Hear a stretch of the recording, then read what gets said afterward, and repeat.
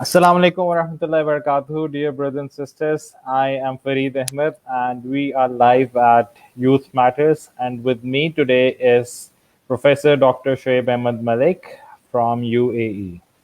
So he is professor in religion and science, right? Something like that. What's your Something like that. subject? I teach physics, chemistry, mathematics, but I research in Islamic studies and philosophy. We can't hear you. Oh, I can't hear you. can you hear me now? Hello, can you hear me? Hello, hello, can you hear No, me? I think let me mute you. Okay, and let me unmute you. Hello, Yeah, can you hear me? Can you hear me now? I can't hear you. Can you hear me? Yes, I can. Yeah.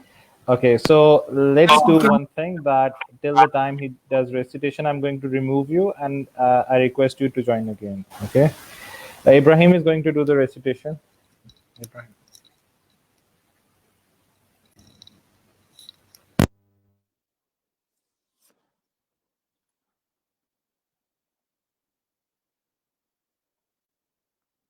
من الشيطان الرجيم بسم الله الرحمن الرحيم قل هو الله أحد الله الصمد لم يلد ولم يولد ولم يكن له كفوا أحد. Okay, so walam yakul lahu kufuwan ahad. Okay, very good. Dr. Shoaib, can you hear me now? Yeah, I can hear you. Okay, so fine. I can fine. So let's go that way. Okay, Can you hear me? yeah, I can hear you. I can hear you. Perfect. Okay, so the topic for today's discussion is ask away. And before we have the audience asking us the questions, my first question to you is that we have heard a lot of this term, which is Islamic militancy, right? Or militants in Islam. Is there something that can we can call to be an atheist militancy, or can there be militants in atheism as well? All right. Okay. Bismillah ar-Rahman ar-Rahim. Assalamu alaikum, everyone. Thank you very much, Fareed, for inviting me and the Youth Club for organizing this event. I wanted to say, first and foremost, with regards to your question, militancy is an attitude, and an attitude can manifest in many different ways. You can definitely have Islamic militancy, but you can also have Christian militancy, atheist militancy. It is not a category that is restricted to any group, right? So militancy in of itself, however you want to define that, can manifest in various ways and shape and forms. And you can look at history, you can look at sociology to be able to make this point. Hello? Hello, can you hear me? Brain, don't run, don't run. Hello? Can you guys hear me? I'm having a problem again in listening to you. Can you listen me? I can listen to you. Can you listen to me? Okay, but I think people can listen to you. Let me remove you again. I think the moment I attach my headphones, your sound goes away. Okay, so All right, okay. Let me add you again. Okay, can you hear me now? Yep. Can you hear me? Okay, I can hear you now. Okay. So this was it. My second question to you is that I have an idea that what you must have said. Okay, this new phenomenon of atheism, when did it exactly went on the peak, and how did it started emerging? Right. Historically speaking, atheism has had a very long past. I mean, we have records. I mean, guesswork records of people rejecting gods even back 2,000-3,000 years ago. The difference is, however, that atheism as a movement, as a collective movement, did not come to fruition until probably the past 20th century. This is when the movement really kicked off, and it's kicked off alive and well, particularly in the past 20 years with the rise of new atheism. Atheism is pretty much, it was usually restricted to individuals before, Now it's gone up to the size of nationalities. So, for example, communist China, for instance, right? We even had histories of episodes of in the past with the world wars. The atheist has now manifested it no longer into pocket individuals. It is now a very big political and national player.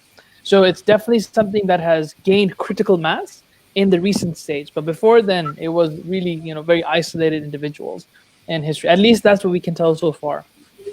And what are some of the causes, especially in Pakistan, why people tend to become atheist? I mean, they are born in Muslim families, they have Muslims all over around them. We are not in a state where people are non-Muslims. Majority of us are Muslims. So what is one of the reason or some of the few reasons why people have this tendency of studying atheism and then, believing in that to be ultimate truth of life?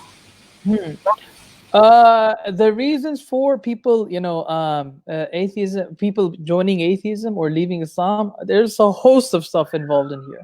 There are intellectual reasons, there's non-intellectual reasons. I'm going to give you examples of both. If intellectually, sometimes people find science to be the end all and be all of everything. So when they start taking science, they see that it conflicts with Islam a lot. So that becomes a means, and especially if people are not trained in theology, they don't know their basic foundations, and then automatically religion becomes very questionable. So I hear it, for example, some Muslims, particularly today, evolution is a big question. Evolution in Islam, for instance, is a big one, right? So the moment, somebody will go to a university, they'll study evolution, or they'll study philosophy, and they'll see, oh, it automatically defeats Islam. We don't need this anymore. So there are intellectual reasons involved. Another issue is when people think they can become their own experts very quickly. So some individuals, they will try to understand Hadith and Quran. And rightfully so, I understand the motivation why some people want to take this on themselves, not listen to ulama scholars. Because sometimes ulama or sometimes sheikhs, they say some things that create a negative reaction, particularly in Pakistan. Mullahs don't have this image in Pakistan as well, right? So for that reason, people take it on themselves to learn about Islam. And of course, when you go into Hadith in particular, Hadith is a big, big problem. If you don't understand Usul Hadith, if you don't understand the Arabic, it's this is the best fuel for atheism if you want to kind of distort Muslims. You take the Hadith and spread it everywhere without context, without narrative, and that's what causes the doubts to seed up. So these are intellectual reasons. I would say the non-intellectual stuff are things like sociology and psychology. So for instance, there are these two books. So I have a monograph called Atheism in Islam, and in that there's a section I've written on why Muslims leave Islam. And there are two books that I reference that talk about the sociology of people leaving Islam. And they mention several reasons in there. One of them is, for instance, people leave Islam because they see hypocrites in their family. Right? So, the father or the mother is very well respected in the community, right? But when they come home, they beat their child, they drink behind the scenes, etc. So hypocrisy plays a big part, right? Another angle is when a trauma hits them, some kind of existential crisis happens to them. So they feel that Islam is not enough. So there was one girl, for instance, in one of those books, she said, when she saw the 9/11 bombing, right? She cannot believe this was Islam. So she left Islam, right? So all these are hosts of reasons why people leave Islam and go towards atheism. Okay, we do understand from a Western perspective that they need to study a lot of material to become atheist, right? Mm-hmm. But in particularly with you have been to Pakistan and you have visited several universities as well. What we find is that they don't know the inside out of atheism. So first you need to teach them what atheism is, and then you need to refute them, right?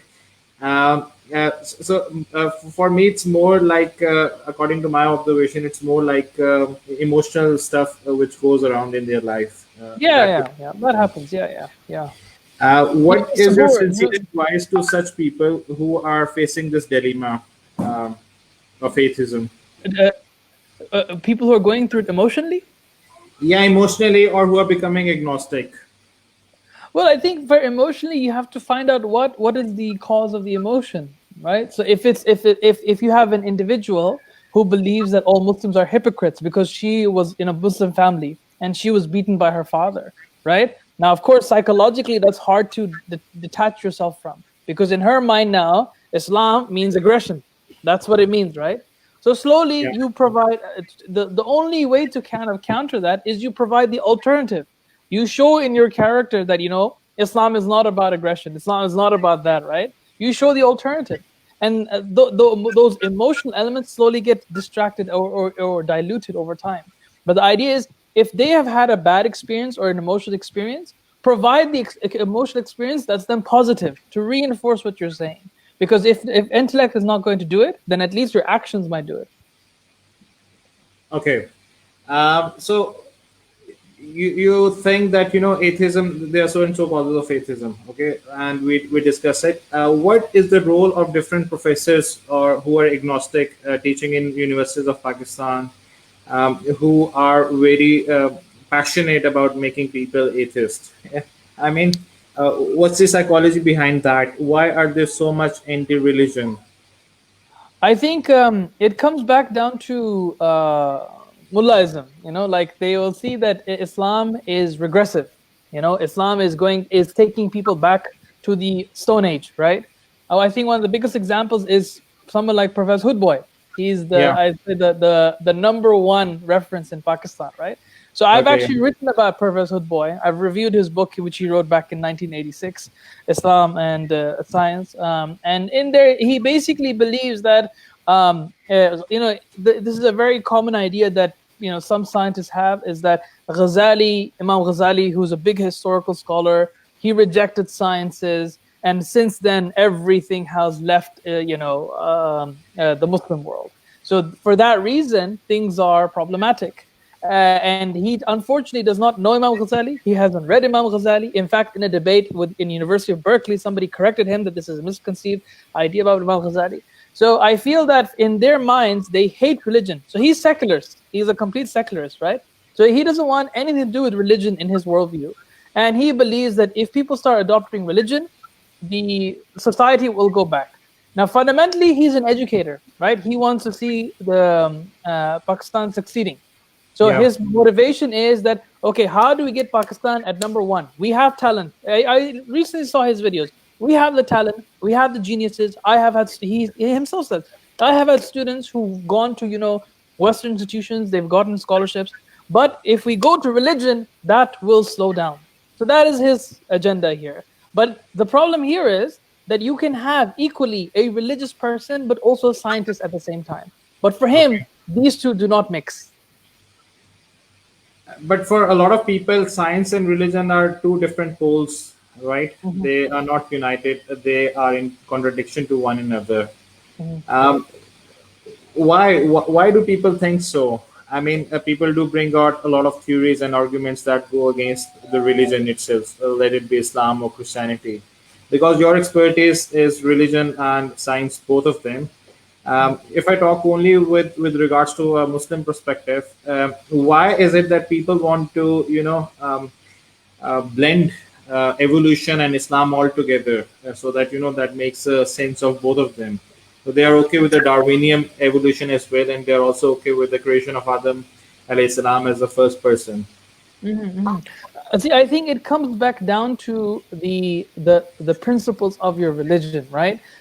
I think that many people, unfortunately, because they're not trained, if you don't have a solid theology background, it's everyone's game after that, right? So I came from a very hardcore science background. So the idea of miracles didn't make sense to me initially. The idea of souls really didn't make sense to me. But then when I started studying these things, then it started making sense how you can navigate these two territories. The problem is when you just study science. Matlab, the Quran just collects dust in most people's houses. It's there as a decoration piece, right? I'm just saying for some. I'm not saying everybody. It's not. Yeah. It's not. I'm just generalizing here, right? Yes. So Yeah. when that happens, when you have that, right, what ends up happening is that they will take whatever science is to be correct, and everything that is religion is, we can dismiss it. So, for example, when it comes to the problem of miracles, right, people will deny miracles because they believe it conflicts with science. So they'll either say the Quran is totally incorrect, or some of these portions of the Quran are incorrect, right? So that happens. Or, for But example, go ahead. Dr. Shoaib, I would like to add another question, that from an Islamic perspective, we know what a miracle is, right? Yeah. But from a scientific perspective, how do you define the miracle? Miracles don't exist in science. In science, you have to assume that there are regularities in nature. Yeah, you assume regularities are nature. So if, for example, if I have this cup, I drop this cup, the law of gravity forces it to go down. It cannot go Yeah. left, cannot go right, cannot go up, has to go down. These are fixed regularities in nature, right? Now, if that is a fixed regularity, so whether I dropped it yesterday, whether I drop it now, whether I drop it tomorrow, it should be the same, right? So there is that presumption that scientists have that regularities are fixed. So tomorrow, this can never go up. This is the presumption that they have. And in Okay. philosophy of science in particular, you will study this. This is known as induction. This is known as Yeah. induction. Yeah. And the problem here is that because they believe this is an inviolable rule, you cannot eliminate or violate this rule.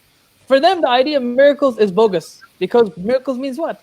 That the laws of nature have momentarily changed. They have gone beyond what they are supposed to do. For example, no scientist today will accept that the staff of Moses will become a snake, or when the seas part, that's due to a miraculous. No one will accept that. So and unfortunately, this has crossed over into the Muslim mindset as well. So what do some Muslims do? They will say that all of these are metaphors. That all of these are metaphors. But Yeah. in the Quran and Hadith, there's some things that you are allowed to take literally, right? Unless and otherwise there's excuse to do so, right? Yeah. According True. to the rules of tafsir. So this is what happens when science becomes scientism. So these are two different things. Science is a methodology, and within every methodology, there are rules, prescriptions, and a scope of things. But we don't make that into a worldview. Scientism, however, is the ideology when you believe that everything can be answered through the prism of science. That is scientism. And Which is Muslim, not true. sorry?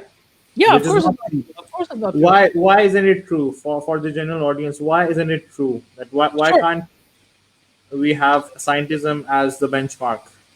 The reason why we can't have scientism as the benchmark is because scientism is self-defeating. If you believe, there are many contradictions within it, but fundamentally, if you believe that science is able to address everything, the claim itself is unscientific.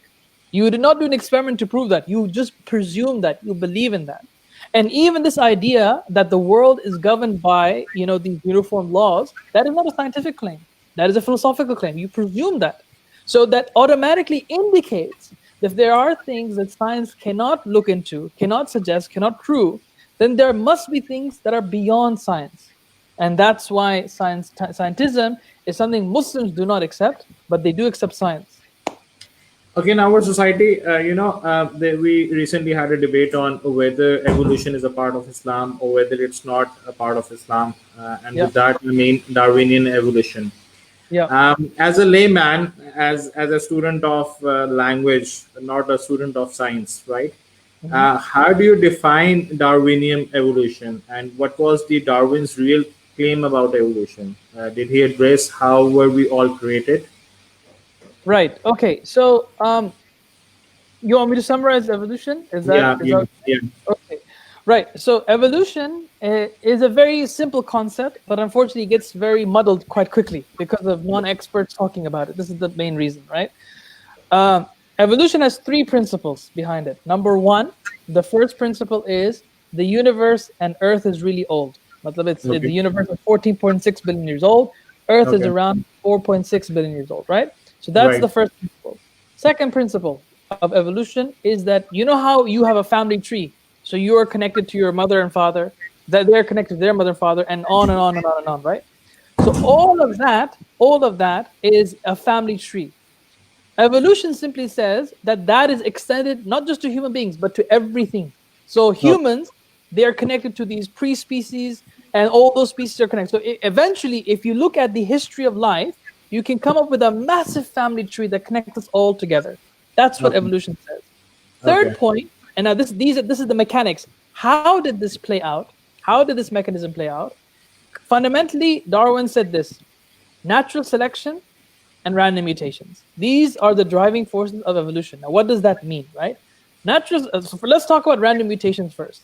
All of us, we have a DNA, a blueprint in us, right?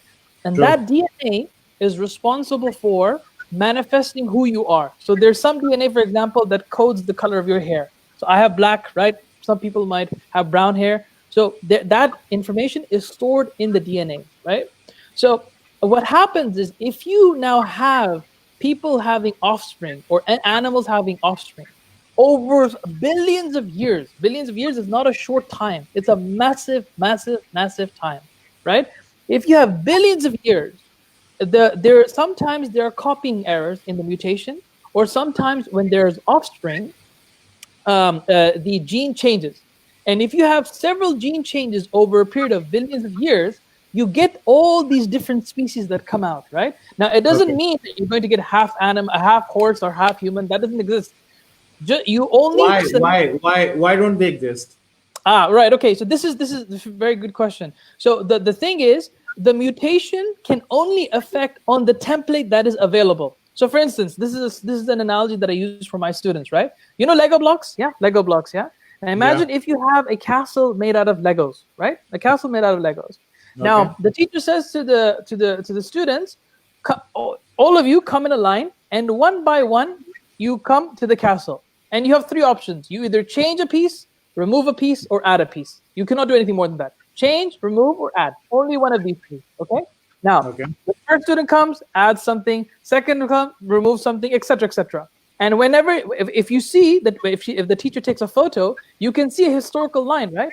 Now, according to the rules that the teacher prescribed, you can only change what is given to you. Does that make sense? You cannot completely separate the castle into a half. You cannot do that, right? There are laws in the classroom that the teacher has prescribed. Similarly here, in evolution, based on the genetic material that is already there, you can only change so much. Does that make sense, right? Because mutations. No, but if we talk about the start of it, okay, there were not a lot of different templates, right? It generally evolved, right? What do you mean the start of it? When you say start of it, what do you mean by that? The start of the common ancestor, or the one species that was there. Oh, right. So in terms of what is the first species, I mean, it could be simple bacteria. We don't know. It could be simple viruses. I have no clue, but I think most likely it will be a bacteria species that they will find out. The oldest species we've discovered so far is 3.5 billion years old. But perhaps that doesn't mean that's the first species. It just means that's the earliest one we have discovered. Regardless of the way it came about, remember, evolution does not describe origins. Origin of life is not something that evolution discusses, right? It's like me explaining to you, I want you to take your physics and tell me how my heart works. It doesn't happen. Physics, theories of general relativity don't explain your heart. It's a misapplication of the theory. So basically what you are saying is, okay, so for people, you are good in Punjabi, right? Yeah. And you don't know Urdu. So basically, to see कहते पे हो कि Darwinian evolution, it doesn't talk about the origin of creations, right? Okay. What it talks about is that how our different creations evolved, right? That is what we call about the micro and the macro evolution. Okay. Now, we as Muslims believe in microevolution, and according to my understanding, that there's evolution from a same branch of species, right? An elephant can't turn into a cat by evolving, right? So it has to be from the same branch of species. Is this my understanding correct? So far, yep. Okay. So how is it that, how can we say that, this Islam, which talks about the creation of Adam alayhi salam, and be in aligned with this theory of evolution? So we have to choose one of them. Right. Okay. Is this a matter? It's a what? Sorry. Is this a matter that either we have to choose the Quranic narrations or the text, or we have to choose the Darwinian evolution?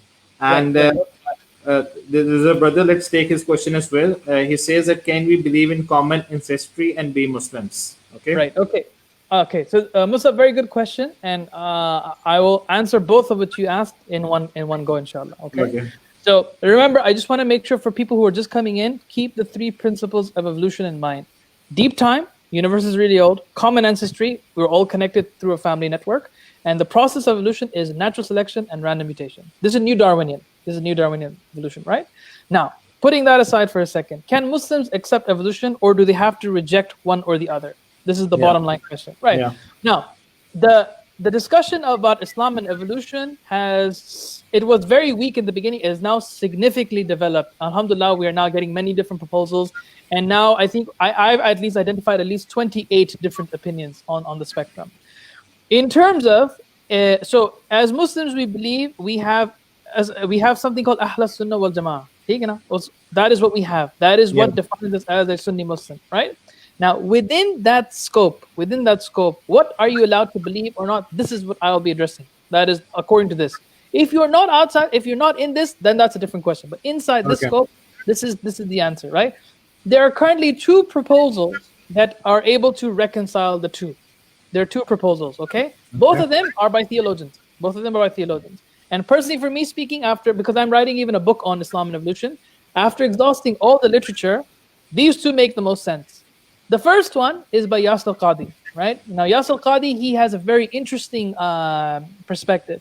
He simply says, now we believe Adam alayhi salam, he was created without mother, without father, up there in heaven. He came Jannah. Okay. Yeah. He came down, but he came down miraculously, poof, like just instantaneously. That is a miracle. We don't project that whatsoever. Lekin, his biology is exactly what we would expect if evolution was true. Matlab, jo bhi genetic code hame chahiye na, to make sure that the sequence is matching up, he has it. If he needs a certain type of DNA, he will have it. If he needs a certain type of body, he will have it. So that from a scientific perspective, remember, science is blind to miracles, right? Science is completely blind. Scientists will never know that this is a miracle, right? For them, it's seamless continuation. But Sheikh Yas al-Qadi says that the Quran informs us what science cannot. Because remember, science is limited. But Allah tells us He can change these laws, and this guy is a miracle. Adam alayhi salam is a miracle. Done. This is the first. Okay, please continue. Then I'm going to summarize for the audience. Okay, no, you can summarize the first one. This is the first one. Okay, so according to what I've understood from talking to you is that we as Muslims will not have any problem or should not have any problem if someone says that, line came through evolutionary process. It might be true, it might be not true, right? Mm-hmm. Okay. But we Muslims will object strongly if someone says that, Adam alayhi salam came from this evolutionary process who had mother and father. Is this my understanding right? Yeah. We cannot compromise on Adam alayhi salam having a mother and father. This is something that I think. What if someone from his own research says that, probably Adam alayhi salam had a father and a mother, but he was given the consciousness at that particular moment. Okay. Right. Okay. So this is definitely a valid perspective, and in the sense that somebody can say, okay, how about this solution?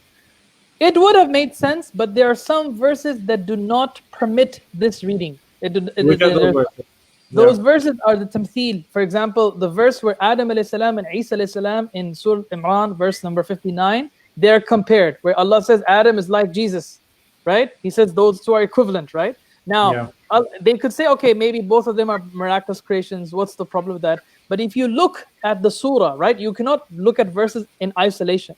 You have to look at the verses before and after, the history behind the verse, etc. Again, coming back down to training in how you interpret texts. That verse only makes sense if you believe that Adam. So the context of that verse, let me first explain. The context of that verse is a Christian was talking to the Prophet ﷺ, and the Prophet ﷺ, why don't you become a Muslim? And he I think kind of rejected the answer, and they said, I know why you don't, because he said three things. One of them is because you believe that Jesus did not have a father. Then this verse came down, right? So in the context, it means that if you believe Jesus did not have a father, well, we have Adam. Here we have Adam who did not have mother and father. So how are you giving divinity? How are you giving ilahiyat to Jesus and not to Adam, right? That's a contradiction. The verse came to explain that narrative, the contradiction in that narrative. So that is why to say that Adam as salam had a mother and father and then the consciousness came, some ulama have done that. Some ulama, they have done that. For example, Dr. Salah Ahmad, he had this position. This was his opinion, right? But this verse does not allow it as such. If you take in context, Surah Imran and the Asbab al-Nuzul. So for the audience understanding, just a second. you are talking about this verse, right? Can you see this verse? Yes. So this is In the the verse that we're right, talking about, that yeah, indeed yeah, the example of Jesus to Allah is like that of Adam. He created yeah, him from dust, and then he said to him, be, and he was, right? yeah, So this is the verse that we are talking about, and according to this verse, it's not possible that Adam alayhi salam may have his parents, his yeah, mother and father, yeah. because then there would be no comparison. Then we all are like Adam alayhi salam if we had to have parents, right? Yeah, yeah. Okay. So thank you for clarification. Let's take another question from him. Wait, He said, wait. So that was yeah. one solution. I didn't say the other Okay. solution. This Okay. was Okay. Yasir Fine. Qadhi's proposal, right? Okay. Yeah. The second proposal, after this, I'm just going to quickly go pray for 5 minutes, right? Sure. The Sure. second proposal is by David Solomon Jalajal, right? And Okay. he's a very good friend of mine as well, mashallah.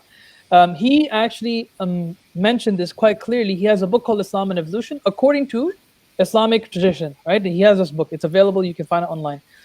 So this book, he argues very simply that the Quran and Hadith are clear. Adam had no parents. Crystal clear, right? However, the Quran is completely silent. Yani matlab, there is no indication whatsoever of there being humans on earth before he came down from heaven. Okay? But what does this mean? It means this, that that we cannot compromise on Adam having parents. Likin, the Quran doesn't either say nor negate of there being human beings on earth. Doesn't negate it nor affirm it.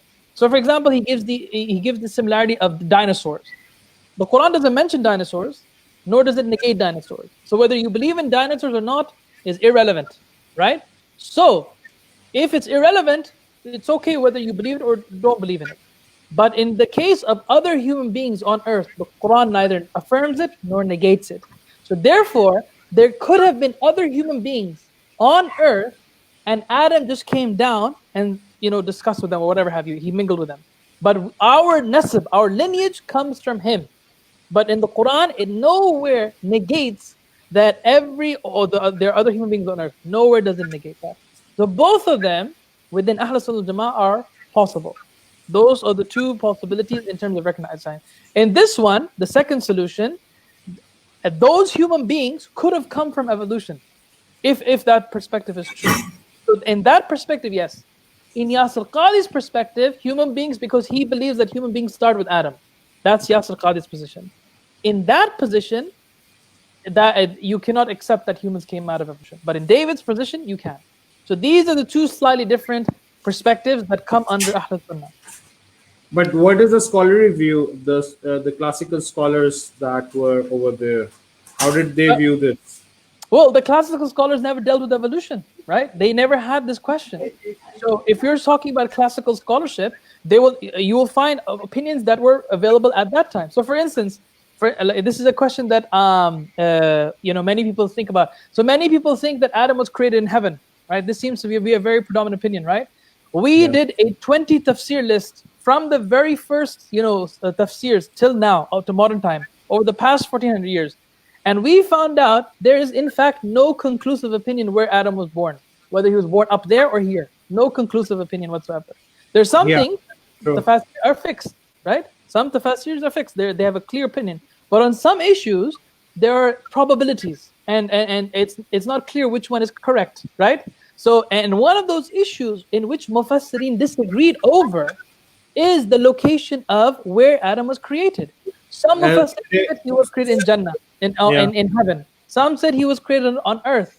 And Ibn Ashur, he's a very famous scholar in the past 20th century. He very clearly said it, that most of the people follow that he was created up there in Jannah, but both of these positions are plausible. But more importantly, and this is the most important thing he said, in terms of aqidah, in terms of what makes you a Muslim, this question doesn't matter. Whether you believe in this and that, it doesn't take you outside the fold of Islam. That's the point.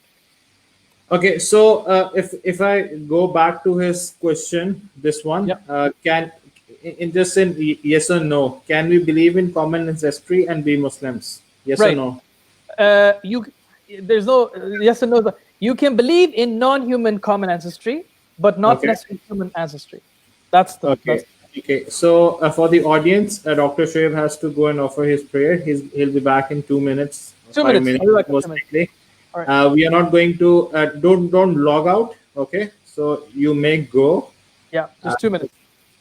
okay, so fine. So I'm here. If you have any more questions, let me know. Meanwhile, because people are already here, so I assume that you have come over here through Youth Matters page already. Right. So if there are any more questions, let me know.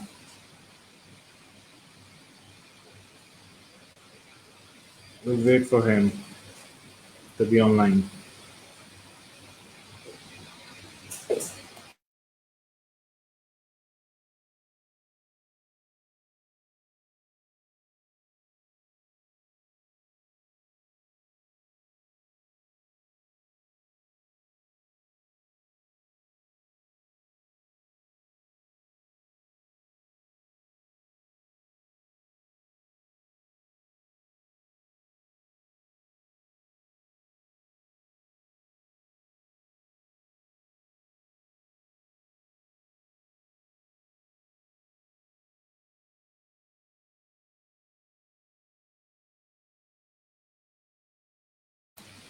Okay, so as Dr. Shoaib is going to be over here, there are different questions which may go through.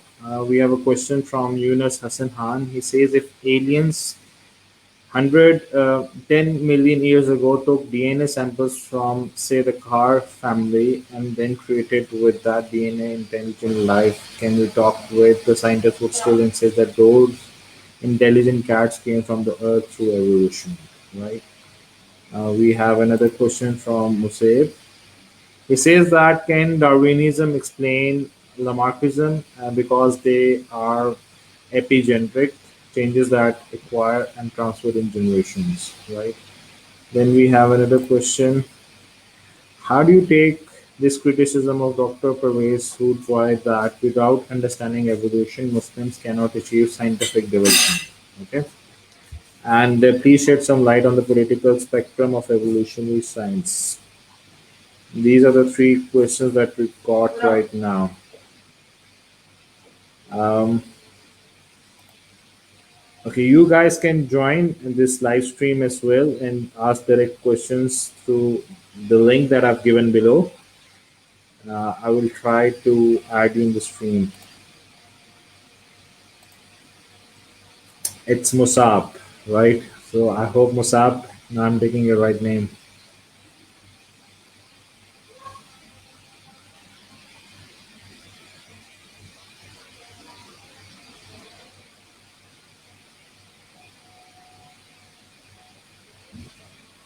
So please, we won't get this opportunity again. Post as many questions as you want. Okay, Assalamu alaikum. Wa alaikum salam. Okay, so uh, okay, so the last question was that whether one can be Muslim or not, and it doesn't have any answer in yes or no, right? Okay, another question is, can Darwinism explain Lamarckism because there are epigenetic changes that acquire and transferred in generations? Right. So Yeah.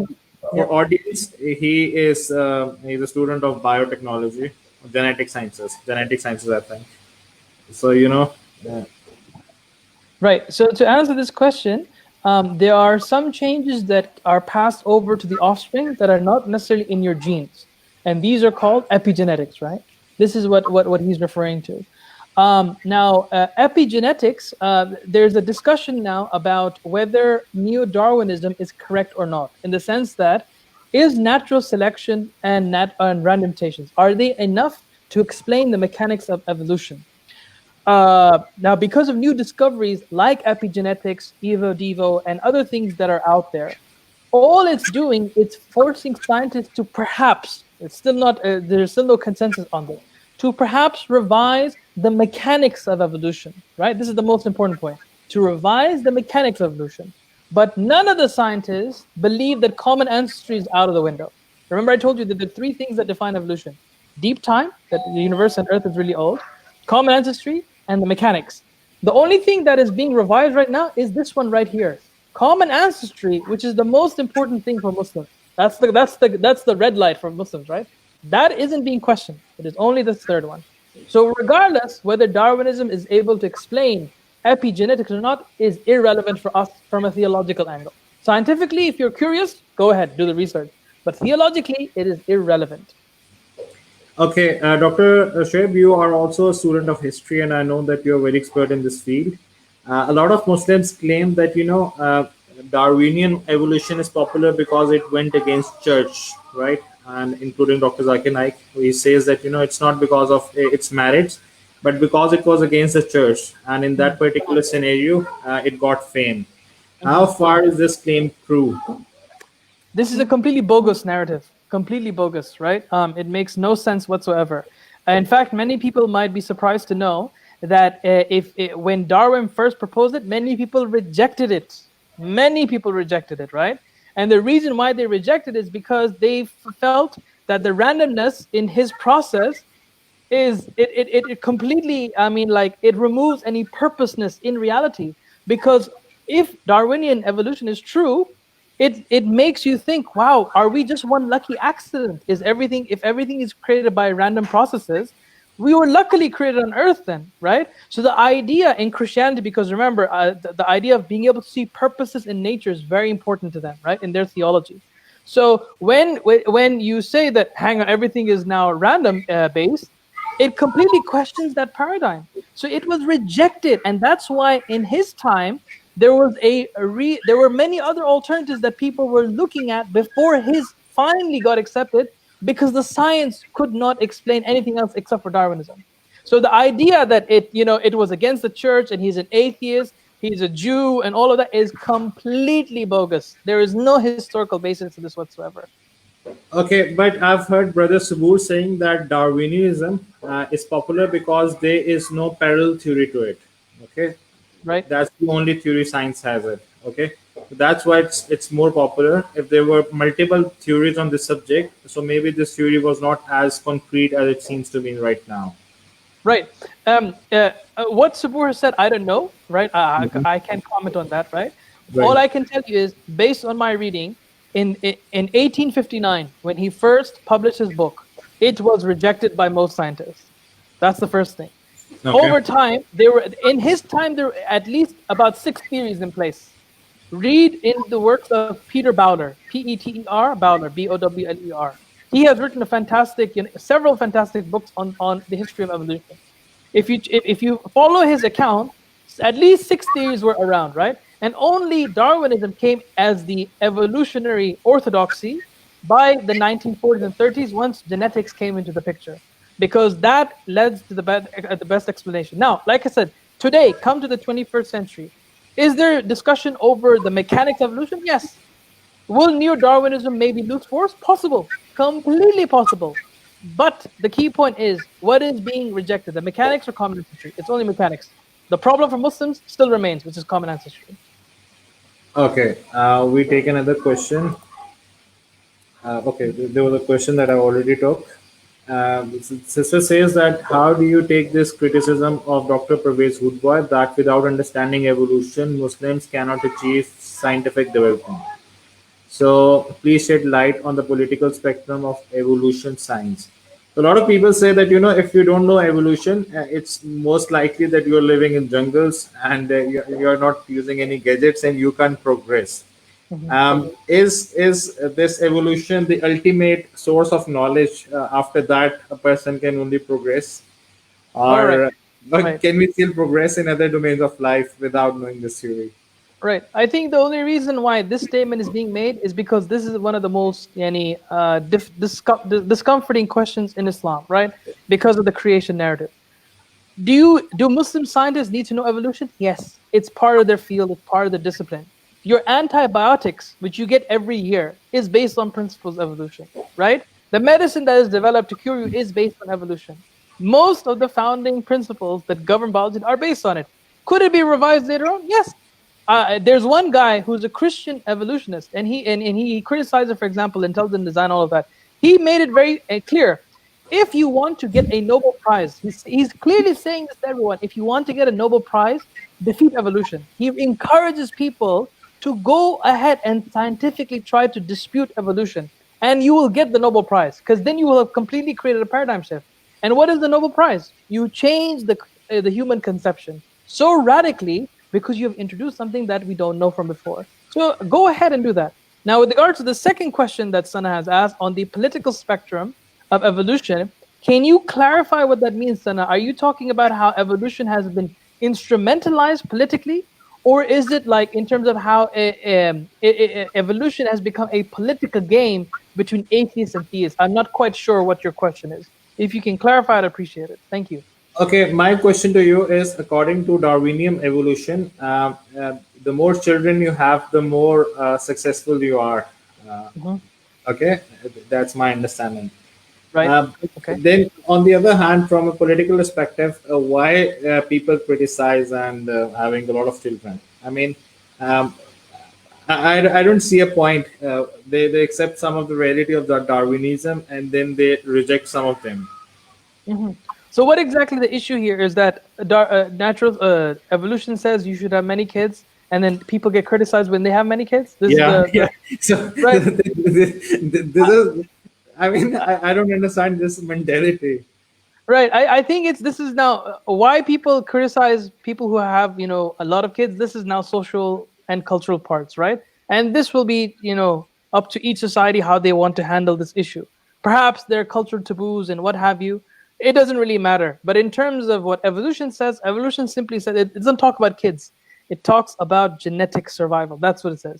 That you Okay. replicate your genes. It has nothing to do necessarily with kids as long as your genes are passed along. That's the most important thing in evolution. Okay.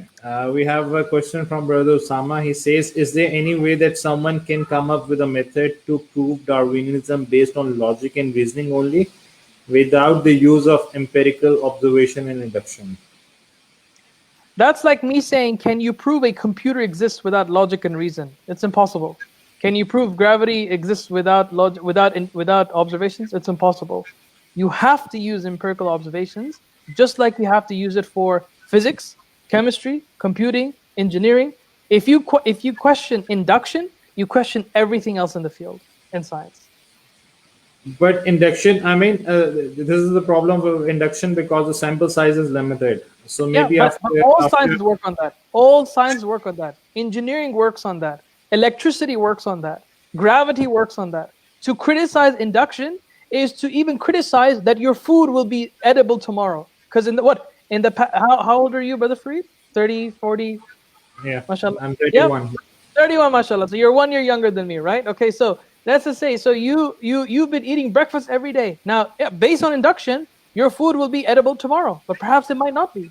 Induction is what we are governed by. That is what makes us limited creation. Allah is the only one beyond induction.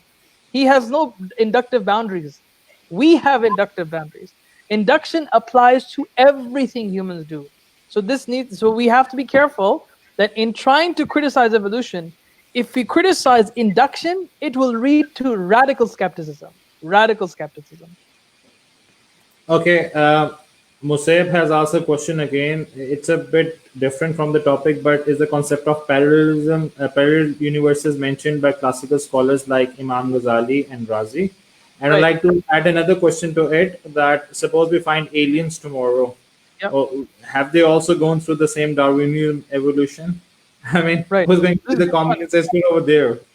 right. Okay. So with regards to Imam Ghazali and parallel universes, I don't think he's discussed that. Parallel universe is a very novel concept. It's a very novel concept. I don't think this would have existed. But would they have an issue with such things existing? No, right? They wouldn't have an issue with that, because as long as it's permissible for God to do, He could create it if He wanted to. So this needs to be made very, very clear, right? Now, to answer your question, Brother Fareed, if biology is governed by a set of principles, then we assume that those same principles are applicable everywhere else. So perhaps if we do encounter aliens, then it is very likely that they would be governed by evolution as well. Okay. Another question, Hamid Mahmood says that, dear Siddhi, it's your name? Okay. Dear Sheikh Sidi Dr. is a term, matlab bhai. It's like Okay, fine. okay, fine. Okay. When one of the earliest and only Sheikhul Islam of British ISIS, Sheikh Abdullah, gave a number of lectures in the first ever Masjid of England in 1889 on Darwinian evolution, he supported it and did so especially because of it being anti Christian. Mhm, After that lecture on evolution, he actually converted a Christian to Islam. Now, the mhm. question is, how do you feel about that? Right. So, Abdullah Quilliam, for those people who don't know, Abdullah Quilliam is the first British convert, as far as we can tell, in UK, right? And Sheikh Abdullah Quilliam, you can find several books on him. Sheikh Hamid is actually doing a book on a particular person related to Sheikh Abdullah Quilliam. And he used to talk about science in the masajid a lot, right? Mineralogy, chemistry, geology, evolution was one of them. And his opinion was that evolution, there was no problem between evolution and Islam as such. So and you can find these transcripts online. So and that's what the brother is referring to here. How do you feel about it? You didn't tell me how do you feel Oh, about right. it. I'm okay with that. If that's what Abdullah Qulim felt, no worries. It's absolutely fine. The key thing, I think this is an important thing to maybe look into, right? The key thing for Muslims, right, is we have to believe Adam was real. Adam cannot be a metaphor. That's the most important thing. Now, Okay. whether you believe he's a product of evolution or not, that doesn't take you outside the fold of Islam. That's the most important thing. We should never do takfir on people who believe that he came out of evolution, because that's the worst thing you can say to someone, right? Now, Sheikh Salman Yunus, he's mashallah, a very young, bright sheikh from the UK. He clearly said, and I like his position, it makes perfect sense. The best you can say, okay, his reading of the Quran is wrong, but it doesn't mean he's not Muslim. And I think that's the best way to go. Allahu Alam. I mean, we are nowhere in the position to do takfir of anyone. Yeah. That's we are no one. But one important thing is that it's very, very important for us Muslims to stick to Ahl Sunnah wal Jama'ah, Yeah. because that is the group which Allah Subhanahu wa Taala saved from the hellfire. And there are high chances that if you have your own usul of different things, Yeah. you're going to get deviated. Yeah. So it's very important. Yeah. We have another question. Assalamu alaikum. Research in antibiotic research is based on study of genetics and mutation, regardless of understanding of origin of species, and does not require the assumption that all living beings are evolved from primitive organism and free of life. Right. Okay. Yeah. I mean, of course, when you zoom in onto genetics, right, we don't necessarily, it depends on what you're applying for. If you're looking at genetics in terms of, I don't know, or in terms of medicine, for example, right, you don't need to presume common ancestry. But if you're looking at genetics, for instance, if you want to compare or look at phylogenetic trees or whatever have you, cladistics, of course you need to presume common ancestry. So it will depend from one microfield to another. Do you agree that we all agree on the micro evolution? Okay. Do you agree that a lot of people, like some of the other people of your field, says that a lot of people they present the arguments of micro evolution to prove the macro evolution? First of all, you can find this in textbooks. There is no difference between micro and macro. It's just a matter of scale.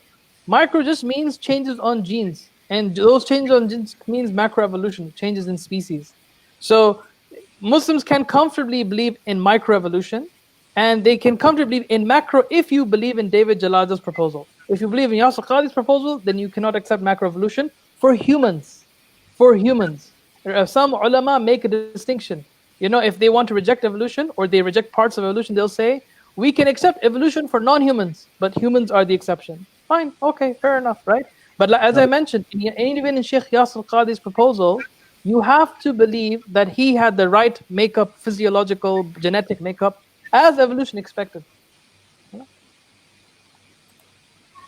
Okay, Dr. Shoaib, what is your paradigm when it comes to reconciling evolution and Islam? We have addressed Uh, this question, but answer it again. Yep. My perspective is we cannot. I don't believe you can reject Adam.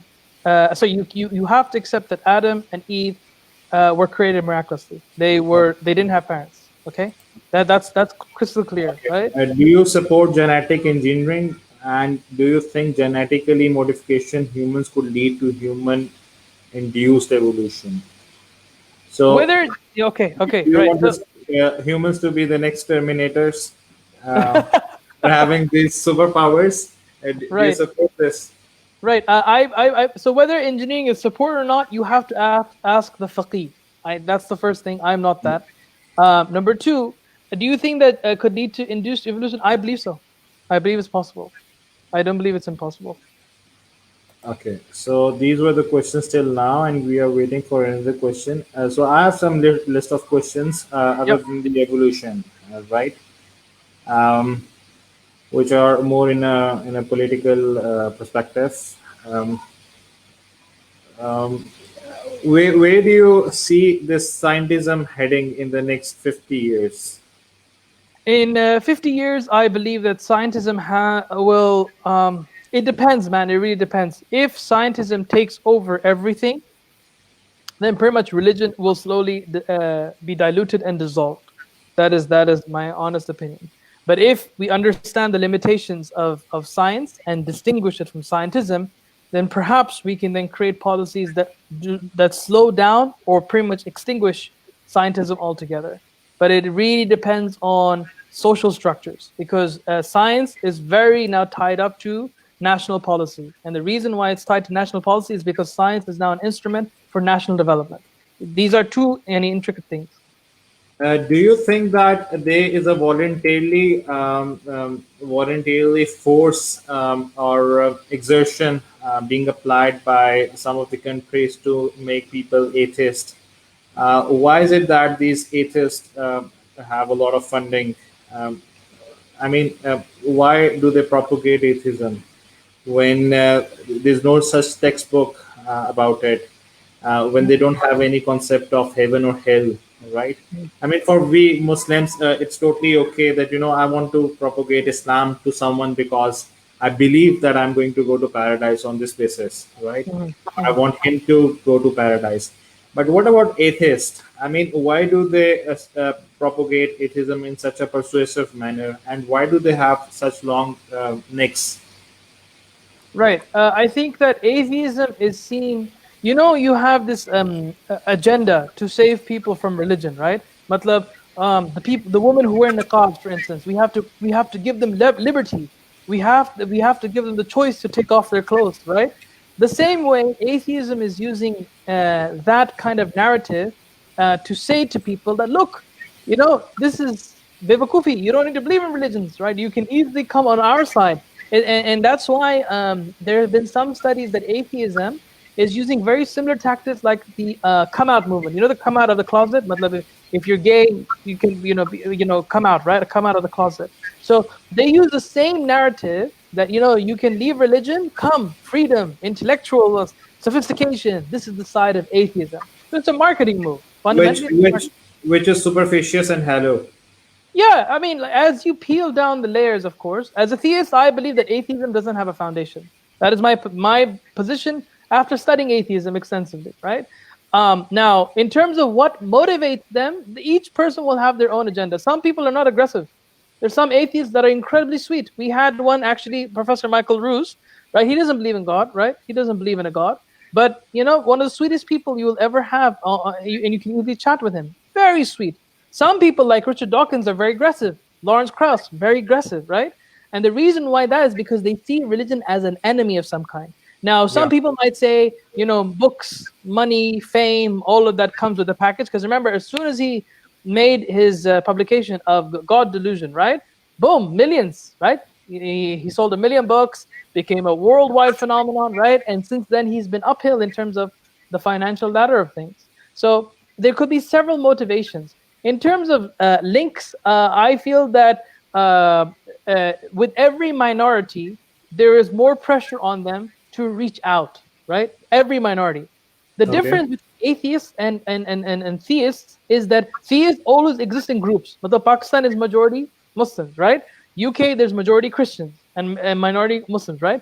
Everyone has a majority and minority. Now, the minorities will do everything they can to get their rights. Now, because atheists are spread across the world in pockets, they're not in a very concentrated form, the Yeah. online community is their hub. That's their home. And So because of they that, feel connected. sorry? They feel connected.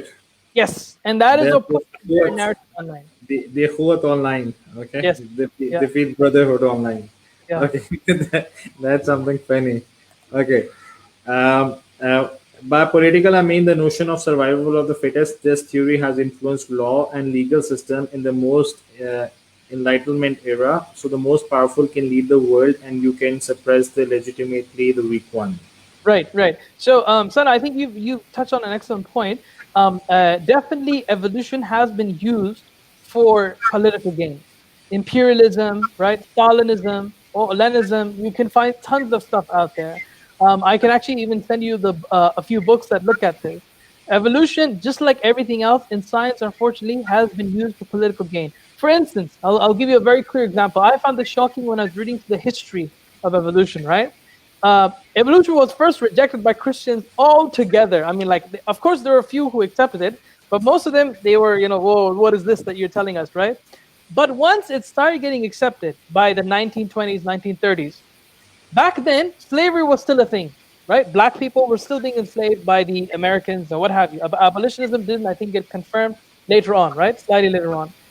Anyways, at that point in time, people were using evolution to justify the difference between black and white people, right? So in slavery systems, black people were always thought to be like these, second class, third class, fourth class citizens.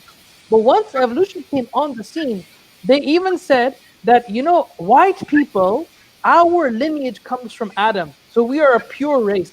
But these black people, they don't come from Adam. That's why they're primitive, they're not civilized. So this is a clear case of how science is instrumentalized in a value system. And unfortunately, it happens all the time. You don't need to look into evolution. It happens in science all the time. There was a study called, there was a discipline called phrenology, the size of your brain, right? And phrenology was used to justify why black people had smaller brains.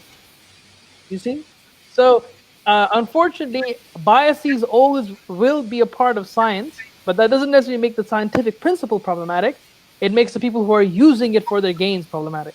I hope that answered the question, Sana. Okay, we'll take the last question, and that's from one of the administration of Youth Matters. Can being sympathetic to other humans or organisms be the same species be explained by evolution? So this is not going into evolutionary ethics, right? There are examples of how people or how species started developing emotions, not morality, emotions.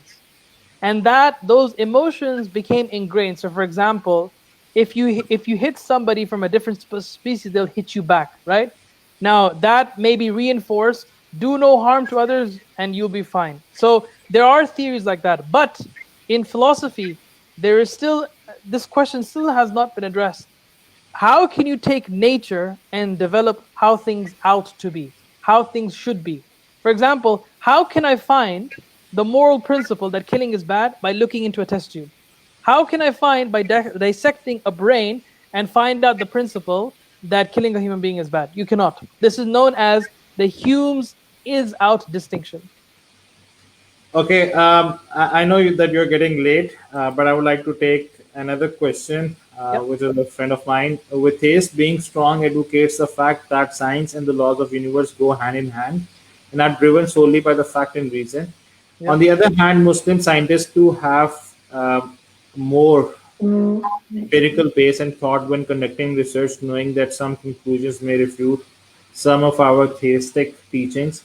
Hence, how can a Muslim reconcile this open-ended dynamic nature of science? Yeah. And the last question, did you try to contact Richard Dawkins in urge to engage with him in conversation, especially that he and Sam Harris are very hostile with respect to Islam? Right. Okay. So with regards to the last question, Rashid, thank you everyone for your questions, by the way. I forgot to say thank you. With regards to Rashid, your question, I haven't tried yet, mostly because I'm trying to first establish myself as an academic. And these guys, they have a high ranking public profile. They're not going to talk to people who are still low at the ladder. That's the first thing. Number two, with regards to Mumin's point that on the one hand, theists like to look at the laws of the universe, and and they say that's from God, but then there are these things that they, like miracles, for instance. How do you kind of reconcile these two? The fundamental point here is that we believe God has he allowed laws of nature to exist in the universe? Yes, right? Through which we can do science, right? There's no problem with that whatsoever. But the point here is that the laws of nature are not fixed and set in stone. God is controlling them every single second, every single time. If he wanted to, this very second, right, he is create a monkey in front of my hand right now. That would be a miracle, right? It is in his power to do so. But we don't work with that presumption because God says he has let that order establish. And only when he wanted to assign prophethood, to someone, he gave them miracles to demonstrate to the people. What is our miracle today? It is the linguistic miracle of the Quran. It's not a violation of laws of nature. It is the linguistic miracle of the Quran. So I hope that kind of helps you straddle between the two. Fundamentally, we accept science, but we also accept its limitations. And we do not accept scientism where these laws of nature are fixed and set in stone. That's what makes us and defines us as Muslims. And God knows best. Okay, thank you so much for your time. Inshallah, we'll invite you again with another topic. I'm extremely thankful that you joined us and gave Thank you, Barakallah Feek, for having me. Waqfu da'wana alhamdulillahi rabbil alameen. And inshallah, you may follow his page. Okay, what's your Facebook ID? I can give it to you here. 1 second. Just if you can find my name. Just find Shoaib Ahmad Malik and you'll find it.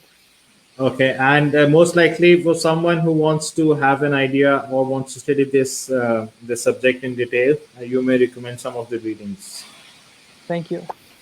Okay, thank you so much. Assalamu alaikum wa rahmatullahi wa barakatuh. Wa alaikum salam.